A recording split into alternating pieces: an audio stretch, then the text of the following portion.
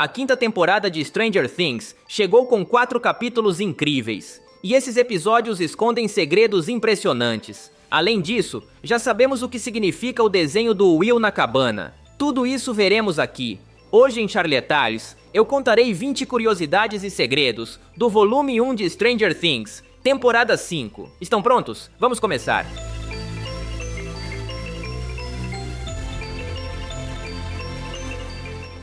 Perto do final, Hopper quase se sacrificou para eliminar Vecna. Para conseguir isso, ele usa um colete cheio de bombas. O interessante é que isso não ocorreu a ele no momento. Ele sempre planejou isso. Antes da missão, Hopper teve uma conversa com Joyce e prometeu que, se visse Vecna, não o atacaria. Momentos depois, vemos que ele abre um compartimento secreto na parede, e ali está o colete com bombas. Hopper usou secretamente esse colete em cada missão, com a intenção de eliminar Vecna ele mesmo.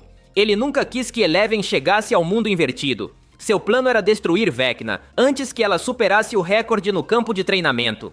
Quando Holly está na casa de Henry, ela experimenta alguns vestidos. Quero que reparemos especialmente neste aqui, pois é o mesmo que Alice Creel, a irmã de Henry, usava. Nós a vimos nas lembranças de Henry da 4ª temporada. Como podem notar, ambos os vestidos são idênticos. Será que Henry sequestrou Holly porque ela o lembra de sua irmã falecida? Quando Robin e Will conversam no hospital, ela diz a Will que seu corte de cabelo é bastante feio. Diante disso, Will responde que sabe que esse corte já não está tão na moda. Isso é uma referência às críticas de muitos fãs. Há muito tempo existe um grupo importante de pessoas pedindo para mudarem o corte de cabelo de Noah Schnapp. Desde a 4ª temporada, já não ficava bem nele. Quando Hopper é ferido, Eleven cura seu machucado. Ela diz que Max lhe ensinou a fazer isso há muito tempo. Isso é uma referência à 3ª temporada. No episódio 7, Eleven foi ferida no tornozelo. Max cuidou de sua perna, e essa lembrança é muito poderosa para Eleven. O capítulo 1 começa com um vislumbre do passado de Will. Podemos ver o que aconteceu com ele quando foi sequestrado na 1ª temporada. Claro que essas cenas são totalmente novas, e a versão de Will que estamos vendo foi criada com CGI. Para conseguir isso, a produção usou um novo garoto como ator e colocou nele o rosto rejuvenescido do Will adulto. Nesta foto podemos ver bem o ator, junto a Noah Schnapp.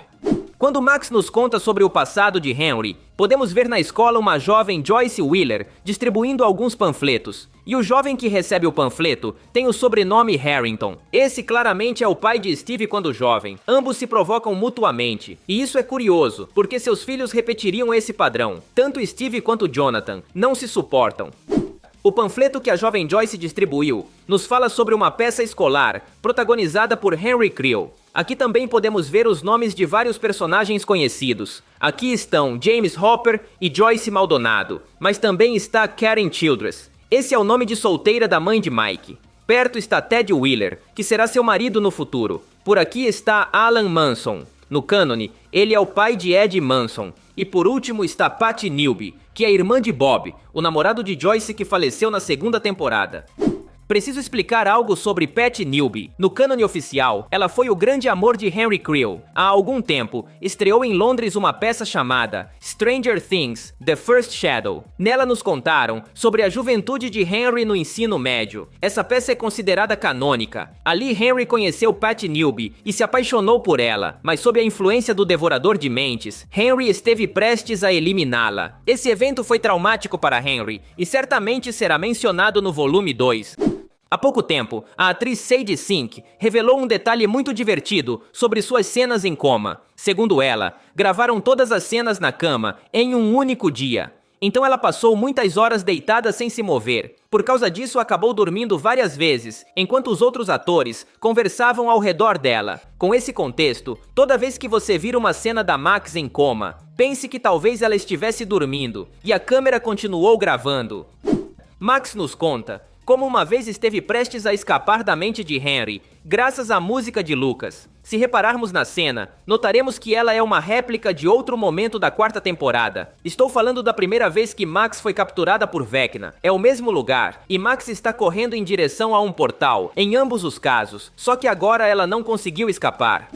Quando Will destrói os Demogorgons com seus novos poderes, podemos notar que ele faz um gesto de força com ambos os braços. Esse é o mesmo gesto que ele fazia quando criança, ao jogar Dungeons and Dragons com seus amigos. Quando Will derrotava um demônio no jogo, ele colocava os braços assim. Robin percebe que Joyce subestima demais Will, então para escapar dela, o leva com a desculpa de consertar algo chamado de condensador de fluxo. Claro que isso era uma mentira. O condensador de fluxo é uma criação do Dr. Brown na lendária saga Back to the Future. Essa ferramenta permite as viagens no tempo. Quando Will obtém seus poderes, ele detém os Demogorgon, colocando a mão de uma forma muito particular. Este é o mesmo gesto que Vecna faz quando usa seus poderes. Observem a posição da mão dele, isso só nos reconfirma que o Will despertou poderes idênticos aos de Vecna. No capítulo 3, Joyce lamenta o sequestro de Will. Ela diz a frase: "Que tipo de mãe não vai cuidar do seu filho de 11 anos? Esse detalhe é um erro, porque Will Byers desapareceu quando tinha 12. Eu poderia mostrar dados como sua data de nascimento e calcular meses, mas para não complicar nossas vidas, eu mostro o panfleto que distribuíram na temporada 1 quando Will se perdeu. Aqui diz claramente que ele tinha 12 anos quando desapareceu." Nesta temporada, Eleven nos surpreendeu com sua nova habilidade de voar. Isso parece uma referência ao momento em que o Dr. Brenner a ajudou a recuperar seus poderes na temporada 4. Aqui ele disse a frase: "Você chegou até mim quebrada e aprendeu a caminhar outra vez, mas se quiser deter alguém, terá que fazer mais que caminhar, terá que fazer mais que correr, terá que voar." Claro que Brenner falava de forma metafórica, mas Eleven aprendeu a voar de verdade. Todos nós adoramos o retorno de Kali. Em entrevistas perguntaram aos irmãos Duffer por que a trouxeram de volta. Eles responderam que a principal razão era que queriam que os fãs sentissem que nenhuma trama ficou inconclusa. Ou seja, queriam que víssemos que tudo na série terminou se encaixando de algum modo. Número 8. Era um personagem esquecido que parecia incompleto. Não podiam deixá-la esquecida. Graças a vídeos de bastidores, podemos ver como gravaram a cena da torre entre Jonathan e Steve. Como podemos notar, a torre obviamente nunca esteve a grande altura, e o fundo é apenas uma parede azul para simular o céu. Neste vídeo, podemos ver como ambos os atores simulam virilmente uma cena de Titanic. Todos nós ficamos surpresos com o personagem Derek. Esse carismático menino é interpretado por Jake Connelly. O mais interessante é que há pouco os irmãos Duffer contaram de onde ele surgiu. O pequeno nunca participou de nenhuma série ou filme. Seu único trabalho profissional foi em um comercial para uma loja de móveis. Ele tem zero experiência em cinema, mas com o papel de Derek, certamente muitas portas se abrirão para ele. O que significa o desenho que Will fez na cabana? Há muitas teorias a respeito, mas a mais popular é que este é um buraco de minhoca. No capítulo 3, o professor Clark nos fala sobre buracos de minhoca e como estes permitem viajar para outras galáxias, ou até outras épocas. O desenho no quadro curiosamente se parece com o que Will fez. Com esse contexto, muitos fãs teorizam que o verdadeiro plano de Vecna é criar um buraco de minhoca para chegar a um lugar desconhecido no tempo ou no espaço. Ou talvez trazer algo que está muito longe.